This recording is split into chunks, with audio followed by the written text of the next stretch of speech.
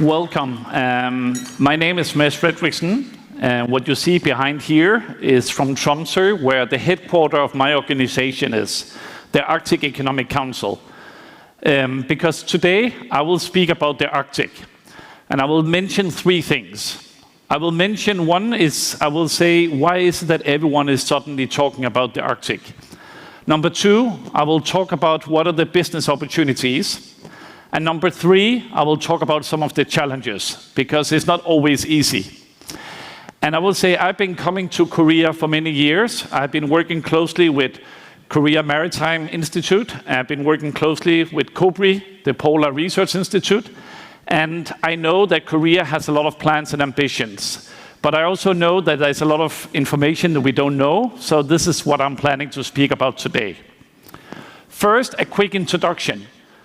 The Northern Hemisphere is home to 85% of the world's population, and the Arctic Ocean really connects it all.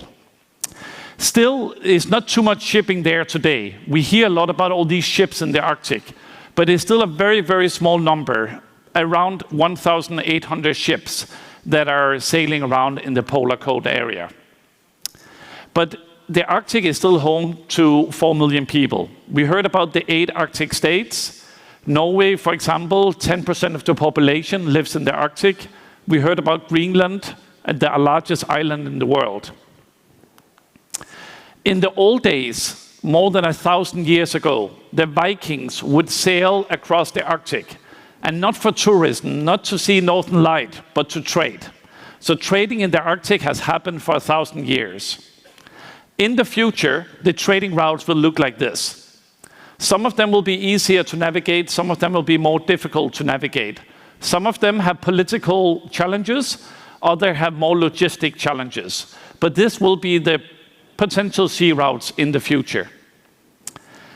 If we look at the numbers today for the Northern Sea route, this is the one along the coast of Russia, we see that it's still very small numbers, and they are not increasing very rapidly.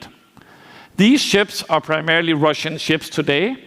There are very few Chinese companies operating there, but the numbers are very small. That's the key point. But there will be more trade in the future. And why is that? There will be more trade because if you look inside of this circle, there are more people living inside of this circle than outside of this circle. They need fish, they need energy, they need raw materials that you can get from the Arctic region. So increasing trade will happen. We also know increasing temperatures is happening. Temperatures in the Arctic rise 3 times faster than anywhere else on the planet. And then we have increasing tensions. We all know in the news that more and more people are talking about the Arctic. And Prime Minister Carney from Canada, he also talked about the Arctic in his speech in Davos. He also spoke about that we are in a time of a rupture, not a transition. But more importantly, he said each country needs to work on strategic autonomy, on energy, on food, critical minerals, and supply chain. And this is where the Arctic comes into the picture. So what is it that we are exporting from the Arctic region? Of course, we have tourism and the Northern Light, but there are 3 main exports. Number 1 is seafood. 97% of export from Greenland is seafood. Second largest export from Norway is seafood. This is from northern Norway, where we harvest the salmon, then mackerel, then we export, for example, to Korea. And if we look at the most common vessels across the Arctic region, the most common vessel is a fishing vessel. The vessel sailing the longest distance is a fishing vessel. And the vessels driving traffic growth is fishing vessels. So it's really the main export. Number 2 is raw materials. The president of the European Commission said that the economies of the future will no longer rely on oil and coal, but also on lithium, for example, for batteries. Because the green and digital transition will massively increase our needs for these materials. But we also needed to build ships. For Korea to build more ships, we need critical raw materials. 80% of Europe's iron and steel comes from the Arctic part of Sweden, for example. And it's changing ship traffic as well. What you see here on the orange line is ship tracks.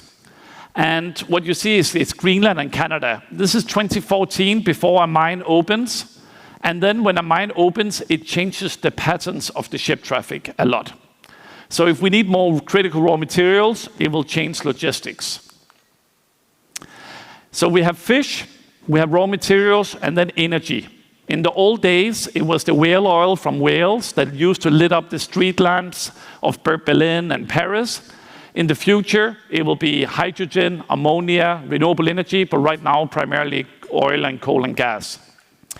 So what we see here is the ship tracks from gas tankers along the Northern Sea route in 2014. Not too much traffic. Let's fast forward 10 years. That's in 10 years' time. So ship traffic along the Northern Sea route has changed a lot in 10 years.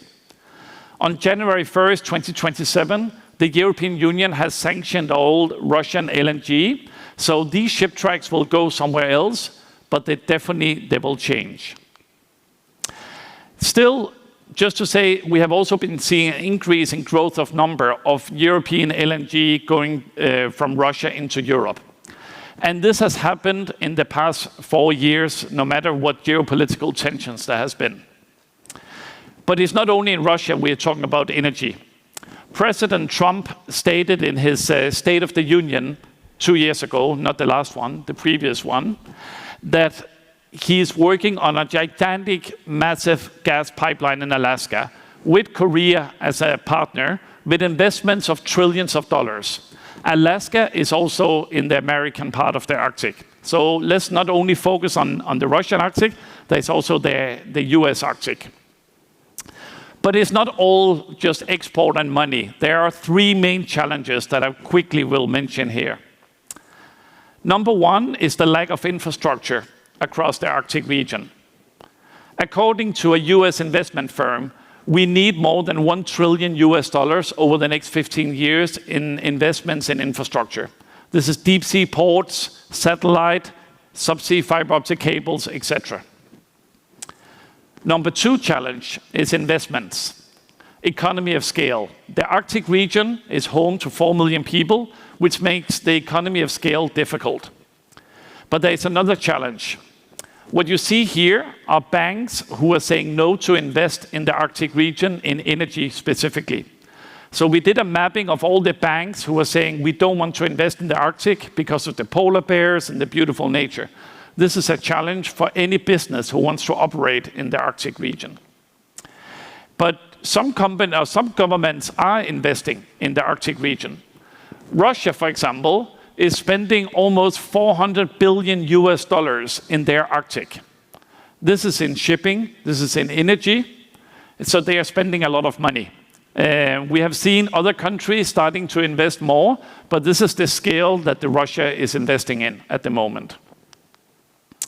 So infrastructure is a challenge, investments is a challenge. But when I speak to my companies, so companies are members of my organization, when I speak to my companies, they say the number 1 challenge is a lack of a skilled and qualified workforce, lack of people, simply. And why is that relevant for Korea? The International Maritime Organization, the IMO, they have a polar code, which is the rules and regulations for ship owners and shipbuilders in the Arctic region. They are changing the regulation this year, and one of the focuses is on the manning, on the training. So one thing is Korea is extremely good at building ships that can operate in the Arctic. But one thing is building the ship. Another issue is, do we have the workforce that can navigate and sail in the Arctic? Do we even know enough about the ocean and the ice movements in the Arctic? Here, KMI and Kobri are both working a lot on this, but it really takes a lot of effort if we want to make sure that we don't only have the technology, but also the people. So let me take you close to the end now with this Arctic innovation equation. This is how do we make money from the Arctic? How do we go from talking to action? And I would like to say we have this equation. So one is the natural advantages. Those are the fish in the sea, is the rock we have, is the energy. But there is no value in these things without adding technology. This is where I see international partners are coming in, because if we want to make full value from the fish or the rocks or the energy, we need technology. But even if you have the technology and you have the natural advantages, you still need two more things. You need ideas and you need execution. Ideas is the knowledge we get from the universities. The ideas is the ideas we get from the startup, the entrepreneurs, or the politicians. And the execution is the hard part. That is actually getting from ideas into action. So natural advantages we have, technology we have, now we have the ideas, now the challenge is the execution. But if we manage that, then we get into value and competitiveness. It's not easy to do business in the Arctic, but it's definitely possible to do business in the Arctic. But then we all know, good, we have the ideas, we have the plan, we have everything set in place, and then suddenly one small thing can change every strategy. So every business knows this. Right now, the world is a lot more uncertain than it used to be. And not only for business operators is the world more uncertain, it's also moving at a much faster speed. So you can have all these plans about AI, and then the Strait of Hormuz is completely making your business a lot more difficult to operate. But this can also be an opportunity. We will hear a lot about choke points and how the Strait of Hormuz changed navigation. This actually might change the navigation that people are going to look to the Arctic. The same happened when the Ever Given ship was blocking the Suez Canal, or when the climate change led to a drought of the Panama Canal, that suddenly people were looking to the Arctic. And then finally, my final point is, then where do you start? If you're a Korean business and you want to do business in the Arctic, how do you start? Yes, you got local partners in Korea, you got the embassies, the Arctic member states, embassies here, but it all comes down to trust. Because business in the Arctic happens at the speed of trust. And that's the fastest way to do any business. We are not that many people, 4 million people, and there has been a history for many years of people just coming up, taking resources and leaving. Now it's a lot more about partnerships. So I'm very happy that this initiative has been taken for this meeting today, so we can build up trust, we can build up relationships, and I hope to continue the dialogue. So if any of you want to work more with the Arctic, please do reach out to the Arctic Economic Council. Please do work with the Arctic Council, and also work with the institutions that are already there. KMI, COPRI, the Ministry of the Ocean and Fisheries. There's a lot of institutions who has been in the Arctic for many years and who has a good relationship with all of us. So my final comment is the Arctic is rich on fish, on energy, raw materials. The challenges were lack of investments, lack of infrastructure, lack of qualified people, but it is still possible to do business there. 감사합니다.